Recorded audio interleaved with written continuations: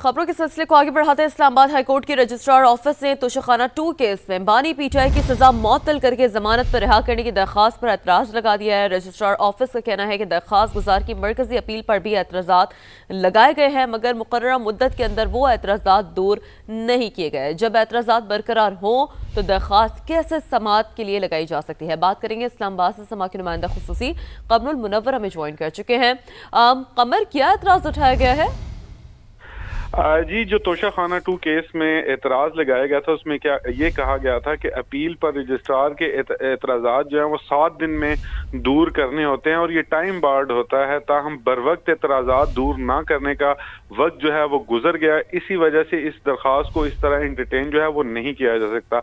बानी पीटीआई की सजा मुअत्तल करके ज़मानत पर रिहा करने की ये दरख्वास्त थी जिस पर रजिस्ट्रार ऑफिस की तरफ से एतराज़ जो है वो आयद किया गया था। बानी पीटीआई ने केस की जो अपील है ये बर वक्त रजिस्ट्रार के एतराज पर दूर नहीं की और इसमें जो उज़र दिखाया गया था उसको भी क्लियर नहीं किया गया था। हम इस हवाले से जो रजिस्ट्रार ऑफिस है उन्होंने ये कहा है कि अपील पर रजिस्ट्रार के एतराज़ात 7 दिन में दूर करने होते हैं, ताहम वो 7 दिन जो क्योंकि वो उसके बाद वो एतराज़ात दूर हो जाएं तो वो फिर भी अपील जो है वो दायर नहीं हो सकती। इसी वजह से यही एतराज़ था और अपील पर एतराज़ मौजूद है तो सजा मुअत्तली की दरख्वास्त कैसे लगाई जा सकती है, रजिस्ट्रार ऑफिस ने यह भी कहा है। अपडेट्स के लिए शुक्रिया आपका। मेडिकल टीम ने बानी के इलाज पर मुकम्मल इत्मीनान का इजहार किया। वफाकी वज़ीर कानून ने ऐसा कहा है। अपोजिशन रहनुमा और बानी के ज़ाती मुआलिजीन को तफसीली ब्रीफिंग दी गई है। ऐनक के साथ बानी की एक आंख 70% दुरुस्त है और बानी पीटीआई की दूसरी आंख की बीनाई 6/6 है।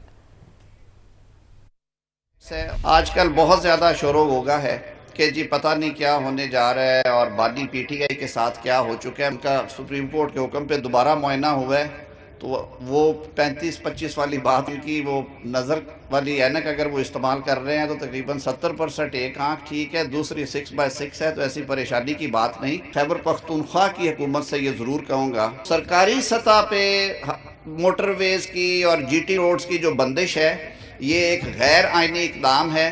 मैं ये तवक्को रखता हूँ कि इस रिपोर्ट को देखने बाद वो खुद ही इसे दुरुस्त करेंगे, अदरवाइज फिर वफाक को कोई ना कोई एक्शन लेना पड़ेगा। जो पीटीआई के चेयरमैन हैं बैरिस्टर गौर, ये उनकी जिम्मेदारी है कि वो ये इंश्योर करे कि सूबाई हुकूमत जो है खैबर पख्तूनख्वा की वो आइन और कानून की पासदारी करे। फिर आपको दिखाते हैं ओवरसीज कश्मीरीज कॉन्फ्रेंस जारी है। वज़ीर आज़म आज़ाद कश्मीर इस वक्त खिताब कर रहे हैं। चेयरमैन सैयद कमर रज़ा साहब जिन्होंने आज के इस प्रोग्राम के इनेकाद में न सिर्फ अपना किरदार अदा किया बल्कि मैं ये कहना चाहूँगा कि हमारे उस ख्वाब को हकीकत बनाया। मोहतरम चौधरी अख्तर साहब, चीफ सेक्रेटरी साहब जिनकी भरपूर मेहनत शामिल है, हमारे मुअज़्ज़ज़ वज़राए कराम, मेंबरान असम्बली, ओवरसीज़ के हमारे वो भाई जो एक लंबा और तवील सफ़र करके एक बार फिर इस रियासत पर, इस हुकूमत पर अपनी एतमाद का इज़हार करने यहाँ पर तशरीफ़ लाए। हमारी बिज़नेस कम्युनिटी जो न सिर्फ ओवरसीज़ से बल्कि पाकिस्तान से भी यहाँ तशरीफ़ लाए हैं। हमारे मीडिया के नुमाइंदगान, ख़वातीन व हज़रात, अस्सलाम वालेकुम।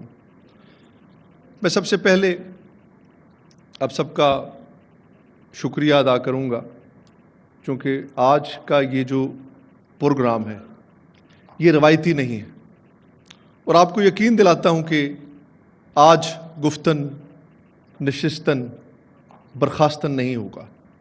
ये आगाज़ है एक रास्ते का, एक रोशन मुस्तकबिल का, हमारे उन नौजवानों के लिए, उनके मुस्तकबिल के लिए। और मेरे लिए आज का दिन इस हवाले से इंतहाई खुशी का दिन है जिसका शायद आपको अंदाज़ा नहीं, और इसका अंदाज़ा आपको आने वाले वक्त में हमारे इक़दामात से होगा। आपके यहाँ आने के मकसद को मंजिल मिलेगी, मुझे इस बात का पूरा यकीन है। मैंने चूँकि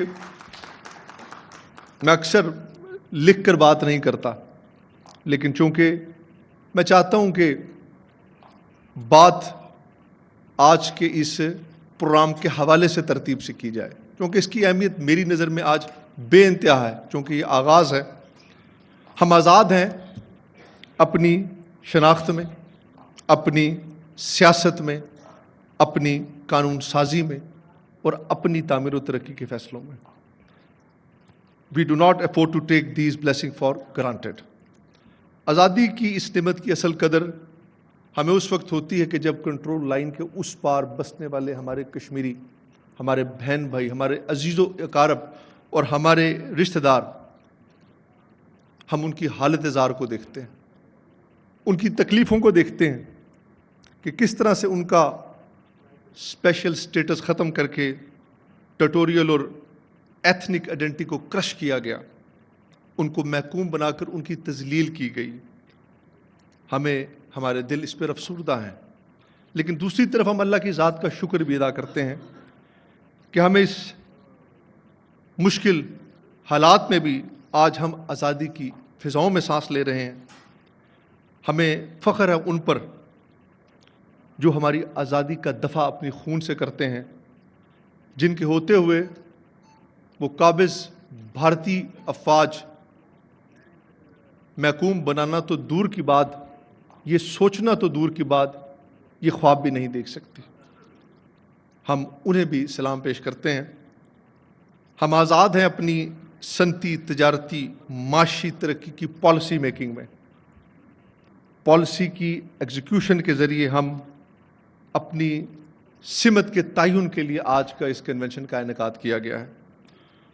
اوورسیز کشمیریز کنونشن ہماری ریاست کا ایک ڈائریکشن شفٹ کا ایک ایکسپریشن ہے، جس کا آغاز آج ہوا، جس کے ذریعے ہم اپنے کشمیری بھائیوں کو، اوورسیز کو اور ان تمام لوگوں کو جو کشمیر میں کاروبار کرنا چاہتے ہیں، یہ کہنا چاہتے ہیں کہ کشمیر کھل چکا ہے آپ کے لیے۔